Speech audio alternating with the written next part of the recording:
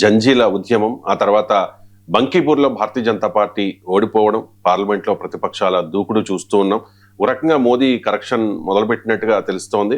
ఎందుకంటే జంజీలకు దగ్గరయ్యేందుకు మోదీనే Insta videos చేస్తూ ఉన్నారు. మంత్రులకు కూడా సలహా ఇస్తూ ఉన్నారు, పిలుపునిచ్చారు. ఇన్స్టాలో చాలా యాక్టివ్గా ఉండండి, జంజీలకు దగ్గరగా ఉండండి అని చెప్పి. రీసెంట్గా ఆర్ఎస్ఎస్ చీఫ్ మోహన్ భగవత్ కూడా జంజీలతో ఇంటరాక్ట్ అయ్యారు.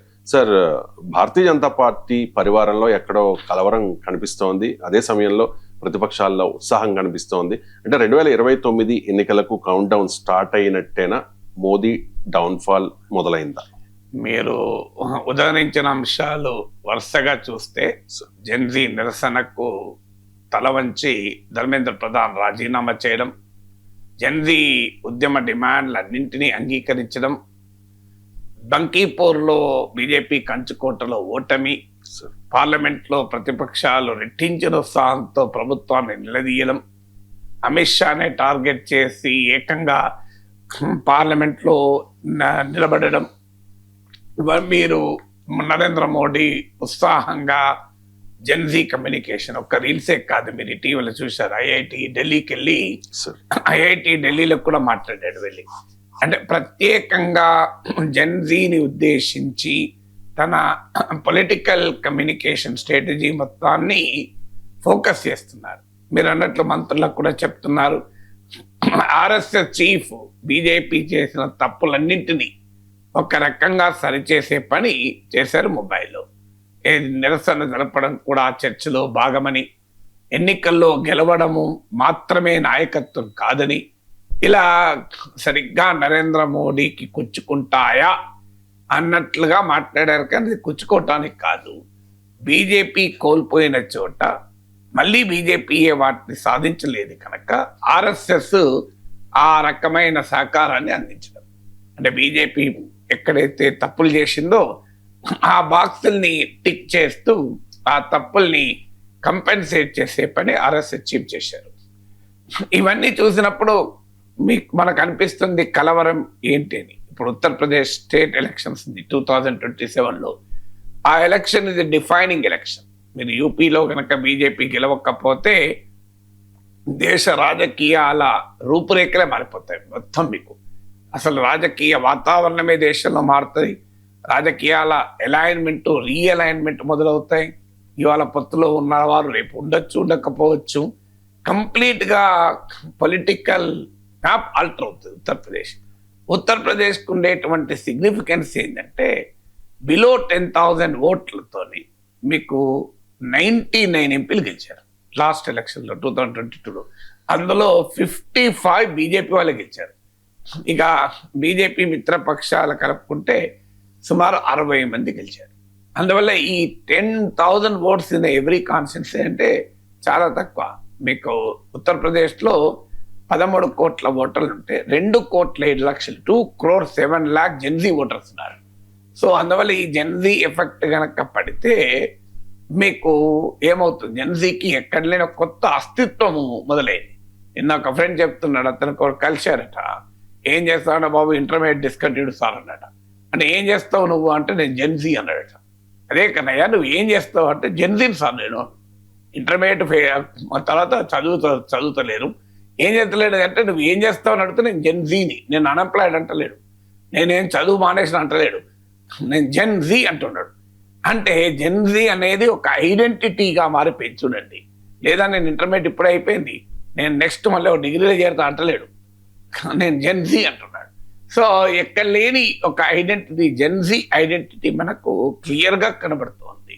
సో అందువల్ల మీరు అన్నట్లు ఇది ఏమవుతుంది అంటే, బట్ మనకు సామెతలు, తెలుగు సామెతలు మనకి ఎప్పుడైనా రవిశంకర్ సంక్లిష్టంగా అనిపించింది నాకు ఒక విషయం అర్థం కావడం లేదు, బెస్ట్ ఏంటంటే తెలుగు సామెతలకు వెళ్ళాలి. మీకు తెలుగు సామెత ఒక అద్భుతమైనటువంటి సాహిత్యం. అది ఎంత పర్ఫెక్ట్గా పడుతుందంటే వెంటనే ఏమవుతుంది అంటే ఇళ్ళలకనే పండుగ కాదు. ఇది కరెక్ట్గా ఇవాళ ప్రతిపక్షాల ఉత్సాహానికి నా ఆన్సర్ అది. ఇళ్ళలకనే పండుగ కాదు. ఇల్లైతే అలికారు, డౌట్ లేదు. బీజేపీ వ్యతిరేక శక్తులు, నాన్ బీజేపీ ఫోర్సెస్ ఇళ్ళలకాయి. కానీ మరి ఇళ్ళలకనే పండుగ అయిపోతుందా? పండుగ కావాలంటే ఇంకా చాలా ఫ్యాక్టర్స్ కావాలి. సో తిథి కలవాలి, అనేక రకాలు కలవాలి. సో పండుగ రోజు ఇల్లు అలుకుతాం కానీ ఇల్లు అలుకనే పండుగ కాదు కదా. ఎందుకు కాదు అన్నప్పుడు దీనికి కొన్ని ఫ్యాక్టర్స్ మనకు కనబడతాయి. ఒకటి, బీజేపీకి ఉన్నటువంటి లెర్నింగ్ ఎజిలిటీ అంటారు. మీరు ఇవాళ రేపు ఆధునిక ఎకానమీలో, నాలెడ్జ్ ఎకానమీలో జాబ్ రావాలన్నా మోడర్న్ ఎకానమీలో ఫస్ట్గా చెప్పేది సాఫ్ట్ స్కిల్స్. వాళ్ళు లెర్నింగ్ ఎజిలిటీ ఉండాలి, అంటే వేగంగా నేర్చుకోగలిగే సామర్థ్యం ఉండాలి. భారతీయ జనతా పార్టీకి ఉన్నంతగా బహుశా ఏ రాజకీయ పార్టీకి లేదు. ఇప్పుడు మీరు కాంగ్రెస్ పార్టీని చూడండి, అది నేర్చుకుంటుందా? కాంగ్రెస్ పార్టీకి నేర్పాలన్నా నేర్చుకోవాలన్నా యుగాలు పడుతుంది. అదే బీజేపీ ఏంటంటే చాలా వేగంగా తన తప్పుల నుంచి నేర్చుకుంటుంది, ఫీడ్బ్యాక్ నుంచి నేర్చుకుంటుంది. మీరు ఎంత ఫాస్ట్గా జనరీ కమ్యూనికేషన్ మోడీ మొదలుపెట్టాడు, అది ఇంపాక్ట్ అవుతుందా లేదా, జనం నమ్ముతున్నారా, అది హానెస్ట్ కమ్యూనికేషనా కాదా, వెరీ డిబేట్. కానీ ఇమ్మీడియట్గా మొదలుపెట్టాడు. అటు ధర్మేంద్ర ప్రధాన్ను డ్రాప్ చేసిన మరుక్షణం నుంచి మొదలుపెట్టారు. అందువల్ల లెర్నింగ్ ఎజిలిటీ యొక్క ఇంపాక్ట్ కూడా చూశాను. 2024లో 240 సీట్స్ పడిపోయాక హర్యానా, మహారాష్ట్ర, ఢిల్లీ, బెంగాల్, అస్సాం ఇలా వరుస పెట్టి గెలుస్తూనే ఉన్నారు. చూడండి మీరు, అంటే ఆ లెర్నింగ్ ఎజిలిటీ ఉంది కనుక ఇప్పుడు కూడా మళ్ళీ నేర్చుకొని మళ్ళీ తమ తప్పులు సరిచేసుకొని వచ్చే అవకాశం ఉంటుంది. మీకు ఫామ్ లాస్ విషయంలో అదే జరిగింది. బాగా నష్టపోతారనుకున్న దగ్గర వెంటనే క్షమాపణ చెప్పి బయటకు వచ్చారు. ఇక్కడ కూడా చూడండి, అసలు మోడీ వింటాడా అనుకున్న చోట ఒక స్టేజ్కి వచ్చేవరకు ధర్మేంద్ర ప్రధాన్ రాజీనామా చేసి వెళ్ళిపోయారు. సో అందువల్ల ఆ లెర్నింగ్ ఎజిలిటీ అనేది బీజేపీని కాపాడే మొదటి అంశం. రెండవది ఏంటంటే, మీకు నరేంద్ర మోడీకి ఉండేటువంటి కరిష్మా ఇప్పటికీ కూడా. మీరు mood of the nation India today survey చూడండి, C voter studies tracker daily tracker చూడండి, ఏవి చూసినా కూడా మోడీ పాపులారిటీ తగ్గుతున్నమాట నిజం. ఈవెన్ జన్జీ ప్రొటెస్ట్ల కన్నా ముందు నుంచే తగ్గుతున్నది. రాహుల్ గాంధీ ఇమేజ్ పెరుగుతున్నమాట నిజం. కానీ ఇద్దరి మధ్య ఇప్పటికీ మామూలు గ్యాప్ లేదు. ఇక మిగతా ఏ నాయకులకు కూడా దరిదాపులో కూడా లేరు.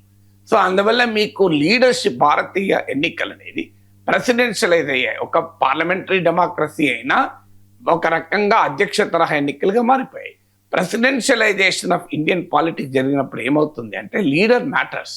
సో ఇప్పటికీ బీజేపీకి నరేంద్ర మోడీ ఒక పెద్ద స్ట్రెంగ్త్. సో మీకు Rahul Gandhi both and asset and liability opposition.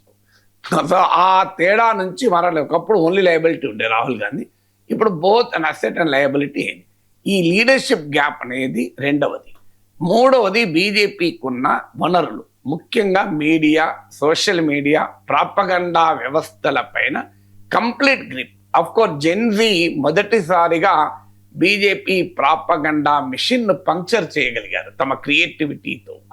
ఎంత మామూలు క్రియేటివిటీ కాదు. ఆ కాక్రోచ్ల నిరసన దగ్గరకు వచ్చి మోదీ మీడియా మైక్లు కెమెరాలు పట్టుకొని आपको फंड्स किधर से आया, आपको फंड्स किधर से आया, आपको फंड्स किधर से आया అంటే చందా చోర్ నిధి అని చెప్పి పిల్లలు 20,000 పిల్లలు ఆన్సర్లు, చందా చోర్ నిధి, ఆ రామ మందిరంలో దొంగతనం చేసిన మాకు ఇచ్చిండ్రు అని. సో అంత పవర్ఫుల్గా మోడీకి కౌంటర్గా మీములు చేశారు.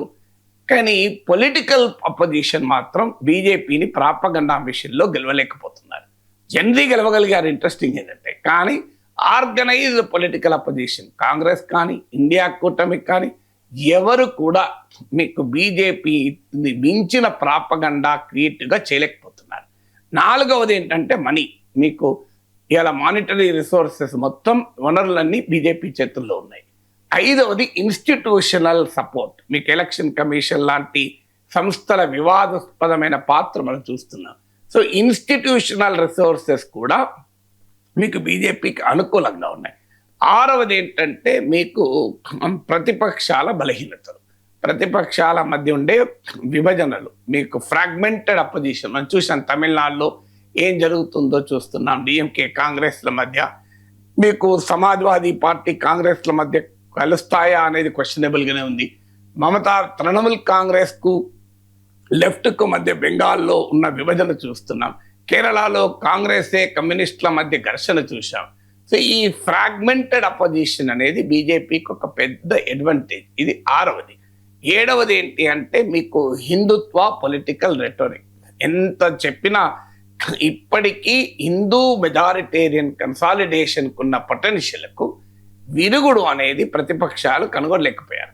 కొన్నిసార్లు సాఫ్ట్ హిందుత్వాతో కొంత ప్రయత్నం చేసినా అది ఫెయిల్ అయింది. సోషల్ జస్టిస్ పాలిటిక్స్తో కొంత చేయాలనుకున్నా కూడా ఆ ప్రయత్నం ఎంత మేరకు సక్సెస్ అయింది అనేది క్వశ్చన్ మార్కే. 8వది ఏంటంటే సోషల్ ఇంజనీరింగ్. అంటే ఇప్పటికీ కూడా బీజేపీకి ఉన్నటువంటి అడ్వాంటేజ్ ఏంటంటే వివిధ సామాజిక వర్గాల మధ్య కలయికల్ని మీకు సమర్థవంతంగా తేగలుగుతుంది. 9వది ఏంటంటే ఆర్గనైజేషనల్ మిషన్. ఏ రాజకీయ పార్టీకి కూడా ఇంత బలమైనటువంటి organizational structures, organizational abilities, organizational capacities, ఇంత విస్తృతమైన ఆర్ఎస్ఎస్ పరివార నెట్వర్క్ ఇవన్నీ కూడా ఏ పార్టీకి లేదు. 10వది ఏంటంటే పొలిటికల్ మేనూవరబిలిటీ. అండ్ మిగతా ప్రత్యర్థుల్ని రాజకీయంగా చీల్చగలగడం, వారి ఎంపీలను ఎమ్మెల్యేలను లాక్కోగలగడం, ప్రతిపక్షాలను నిర్వీర్యం చేయడంలో బీజేపీ మొహమాటం లేకుండా అన్అబాష్డ్ పొలిటికల్ మేనూవరబిలిటీ అంటారు. అంటే ఏమన్నా చేయండి, వాషింగ్ మిషన్ పాలిటిక్స్ అనుకోరు, ఏమన్నా అనుకో, తిమ్మిని బొమ్మైనా చేయి, ప్రతిపక్షాలను నిర్వీర్యం చేసి ముక్క చెక్కలు చేసి ఖండించి కోసి అన్ని రకాలుగా చేయగలుగుతారు. సో ఈ 10 ఫ్యాక్టర్స్ వల్ల ఇప్పటికిప్పుడు మోడీ డౌన్ఫాల్ మొదలైంది అని మాత్రం అనలేం. కానీ 2020 కౌంట్ డౌన్ మాత్రం మొదలైంది. చాలా రసవత్తరమైన, అంటే ఒకప్పుడు 2029 కూడా టేకెన్ ఫర్ గ్రాంటెడ్. బీజేపీకి ప్రత్యర్థి లేరు, మోడీకి ప్రత్యర్థి లేదు, ఇక రిజల్ట్ ఈజ్ కంక్లూడెడ్ అనుకున్నారు. అది కాదు అనే ఒక ఉత్కంఠభరితమైన పోటీకి కౌంట్ డౌన్ మాత్రం మొదలైంది.